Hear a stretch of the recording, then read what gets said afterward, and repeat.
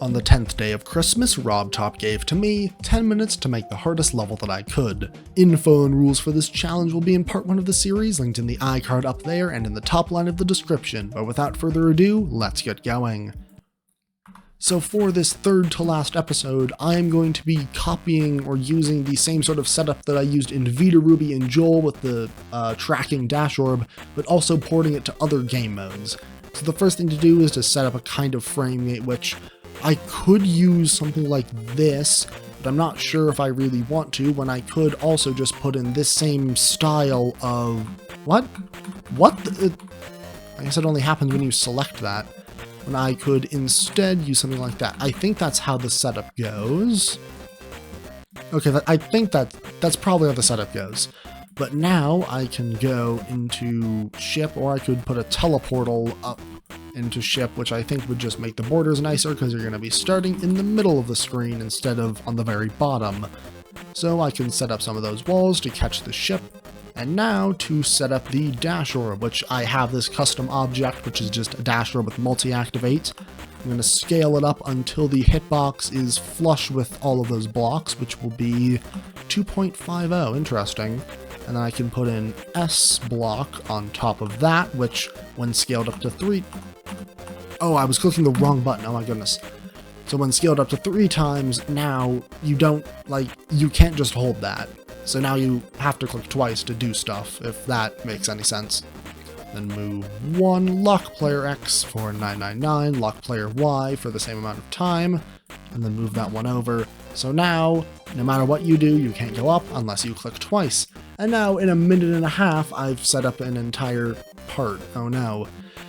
So I can start out... Oh, wait, no. I cannot just start out with gameplay because I'm going to set this to high detail, so when I'm botting, I can remove it, which will be very convenient when I have to use show trajectory or whatnot to get through finicky stuff like this, which is of course the first gap that I'm going to put in there. I need to make sure to put this far enough away from everything to make sure it doesn't break, because me editing loves to laugh at me making this right now whenever I make a mistake. Thanks, me editing. I think that's enough of a space between these two, and if I put another one of these downwards ones right here, I think that I will need less space between them, but just to make sure that it doesn't break, I'm going to shift it over another block before going into probably just some +4 straight fly. Make sure that this is also shifted over a bit so it doesn't break. And because I have ample time to do this, I can put down a bit of structuring there. But I'm not going to fix that swipe mishap that I had because it's probably fine. I can once again set up something like this and just copy and paste that up, unless the order of hotkeys just goes in the wrong order. I think that's a sign to probably stop that. Now that I'm up there, I can put in some of that, and as long as I don't miss where all of the blocks are, I can go like that. And now I think I'm going to be bored of ship gameplay, so I'm just going to quickly do one last in mini before transitioning into wave. Now I'm just going to space this out a bit more. This could have been a club step monster, but I don't really feel like it. And also I'm not sure if I have time. I wasted too much time not building stuff when I was talking about not building stuff. So, I don't think I need a diamond. I just need to make a wave corridor. Oh my goodness, I'm still wasting time. But luckily, I have enough time that I have time to waste.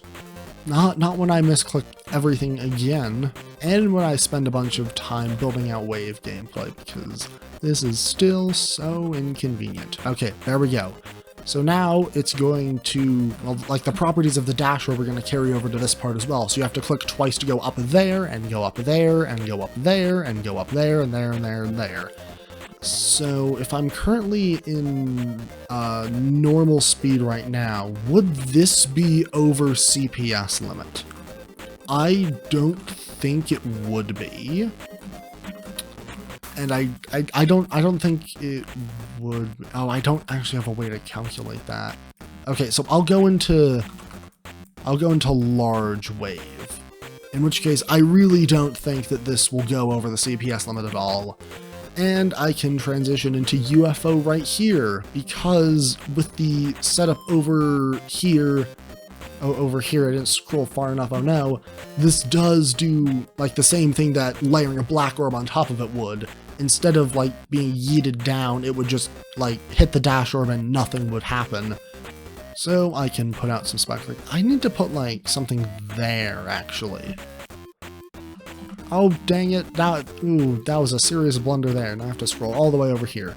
So yeah, I think now there are going to be absolutely no skips in this level. But then here, I wonder if it's possible to do something like, if I space it out like this, then it's going to be like, I think it's the Bloodbath Michigan gap, where you like have to do some very risky timed jumps. And I don't have the black orb, so I can't go up and down and up and down, so I'm going to have to stay like that. So I can just extend this out a bit. And because I still have 4 minutes left, oh my goodness, that's so much time, I can transition back into wave. But this time, it's a big wave, so I'm going to be using these slopes and sort of copying the same strategy that I did last time. I'm going to select this bit of gameplay, move that over, select all of this, move that over again, then select like half of that, move it over again, maybe flip it, and then select it again, move it over. Yeah, that's enough wave gameplay. I might also set it to half speed, just so that it doesn't go over CPS. I really don't think this would go over CPS limit, but just making sure, because I am not sure how much time I'm going to have to actually fix this. But now I can go into cube, because now that we're in half speed, it's really easy to put down just some pyramid jumps, like that. And this would work the exact same way as if you had a dash morb there where you have to click twice to get over it. As well as, it's not like you just have one up there because there's the S block layered on top of it. I can add a few dozen of those before maybe adding a blue orb. There's a chance that's actually a double click because you'd have to press the dash orb and that. There's also a chance that that gets higher priority, so it's just a normal click. And I'm not going to bank on the fact that it's a double click at all. I'm just going to head up here and add in a couple of double spikes because every level needs a double spike. I think that's what Aeon Air said once. And now I can head back into the ship, but this time I'm mini already. So, straight flying. And, oh, yeah, how do I structure this exactly? Like, do I just put a box there and a box there? Because that does not look... Okay, I'm going to spend way too much time trying to figure out how I should structure this.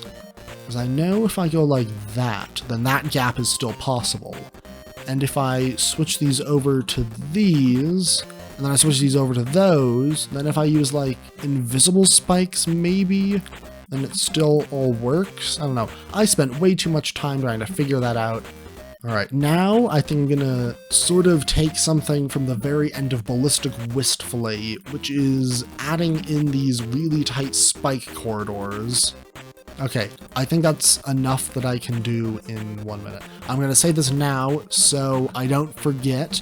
I need to space all of these slopes out one small step, because otherwise I don't think transitioning from the slopes to the ground spike parts, I don't think that just works with the hitboxes. Okay, we are on the last minute right here, so I'm going to select all of these top bit of slopes, move them one small space up, and then select all these bottom bits of slopes, and move them one small bit down, and then I can add in a bit of structuring there, not worry about deleting stuff, and then put some stuff there. I still have half a minute left. I am an upside down mini ship, so I should, I don't actually know what else to add. I guess I can add in a ball right there, and then add in, oh, what the heck, that was a lag spike and a half. Can add in like this, I guess, which should work. I'm gonna end my time there because I just am out of ideas. So this is what I was able to make in 10 minutes. I think I was pretty successful with taking an idea that I already had and just applying it to multiple game modes. Does this wave have any... Okay, so this wave doesn't have any skip prevention, but once again, as I'm the one botting this, that's completely fine. Speaking of botting this, let's move on to the final showcase.